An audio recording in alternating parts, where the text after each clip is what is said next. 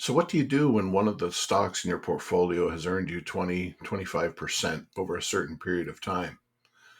Well, if you're like most folks, myself included, you might feel that urge similar to a slot machine that just paid you out thousands of dollars in winnings. You might feel the urge to keep feeding money into that certain stock or into that slot machine, thinking it's going to continue to just repeat and give you thousands and thousands of dollars. The truth, however, is slot machines only pay out every so often. And while the stock market in that portfolio or that holding in your portfolio may continue to keep rising, there's a chance that that's going to stall or even drop. And as I've said many times before, the stock market goes up, the stock market goes down. Sometimes it's a good idea to take some of your winnings and move it somewhere else. So today, I'm going to talk to you about the importance of diversification. Stick around. Sometimes the easiest videos for me to do are ones where I talk about real life situations and things I do for my wife and my own portfolio. And diversification is something that I've been looking at for a while, as I've noticed over time, certain stocks within our portfolio have kind of outgrown themselves and become quite a larger percentage than is really a safe thing to do in our investing style. And you've heard me talk before. I like every stock that is in our portfolio. Some do better than others, but one of the sweetheart stocks for us historically has been Exchange Income Corporation. And the irony in this is that we have, other than our initial purchases, which kind of go back to probably September, October of 2022, other than the initial purchases, we have not purchased any additional Exchange Income Corporation stock.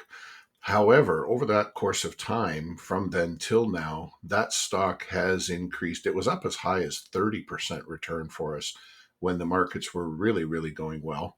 But even with the declines, we're still up in the 20 to 25% range, including dividends, of course. Our total return was in that 20 to 25% range. And what had happened is with the constant growth in that stock, Exchange Income Corporation became 17% of our entire portfolio. And it was a really, really difficult thing to do. But just this past week, I ended up selling basically close to a third of the portfolio in both my wife's and mine. And we took those funds and we spread them out over a couple of different other stocks that were a lot less of a percentage in our total. So I'll show you next the charts to show kind of what I did. So on the screen behind me, you can see a couple of different charts that I'll show you.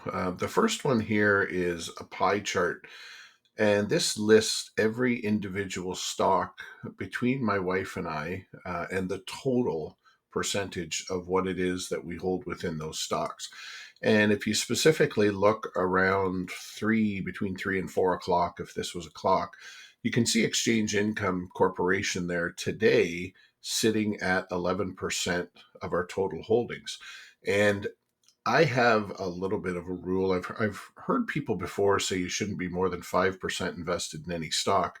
Of course, in order to do that, you would have to be into 20 different stocks. So my own, I don't really go by that rule, but my own kind of unwritten rule is to try and not be above 10% in any one holding that we have. And as you can see, Exchange Income Corporation there is still sitting at 11%.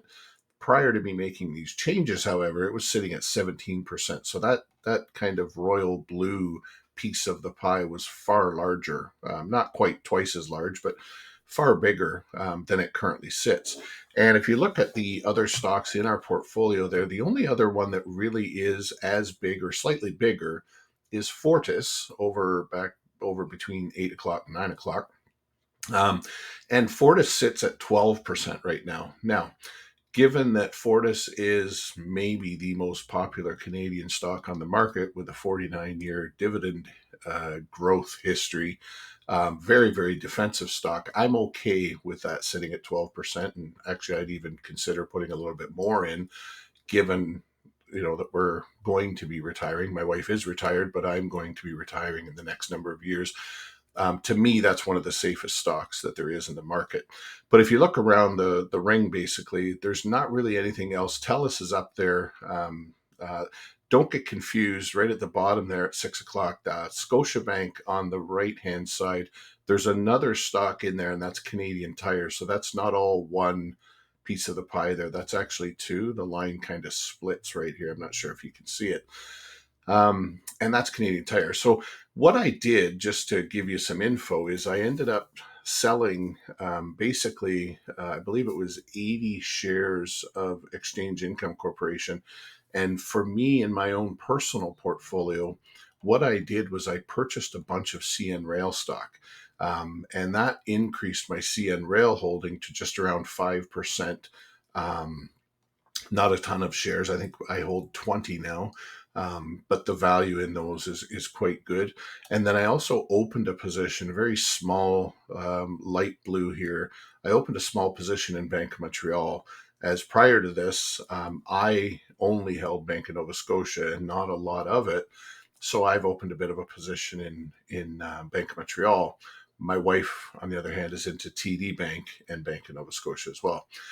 In my wife's portfolio, what I did is I only sold 30 of her holdings of Exchange Income Corporation, and I put a little bit more into the REITs that she holds, one of them being Slate Grocery, the other one being the Canadian Tire Real Estate Investment Trust. So, as I think I've said in past videos, I hold Canadian Tire, my wife holds the Canadian Tire Real Estate. And so let me just slide this screen over a little bit. And if you look at these now by sector and by industry, you can see we're a little bit high here oh, sorry, let me just fix that again. You can see that we're a little bit high in industrials, which is what Exchange Income Corporation is. And that's also Severia. CN Rail is in industrials. And we're a little bit high in industrials, we're a little bit high in utilities, and we're a little bit high in financials. However, that's okay with me. Like, this is by sector now, and we are decent. We have decent holdings in the other three options here, but I'm okay given that the utilities and financials are really big staples in the Canadian stock market. But to the far right there, if you look at the industry, this has really, really leveled out nicely. Prior to me doing this, the industrials aviation, this bar here was way, way high, and everything else kind of dwarfed it. But after these sales and these changes have been made, this is far more now balanced. And I'll get into that, the reason why you want to do this, in a sec. You may or may not have heard many people talk about the market being very cyclical. And what that means is certain segments within the market or certain sectors within the market go through a rough patch. And over the last little while, we've seen it with many real estate investment trusts. We've seen it with banks, and we've even seen it with a little bit of utilities, given the high interest rates and the effect on their bottom line, because most utility companies hold a fair bit of debt, as well as real estate investment trusts. So the importance in diversification is that if you are all in on one sector and that sector is going through a rough patch, your entire portfolio is going to suffer. Whereas if you break this out into different sectors and different industries, any one of those industries might take a hit, even two or even three, and the majority of your portfolio still can perform decently, as opposed to being all in on that one industry or sector. So that's going to wrap it up for today. I want to thank you guys for sticking around. This has not been investing advice, just more about my and my wife's portfolio and some of the things that I'm doing to diversify our portfolio. As I always ask, if you've enjoyed this video or any video on the site, I would please ask you to consider subscribing by hitting that Marksy's Place logo and liking this video. Until next time, thanks very much and take care.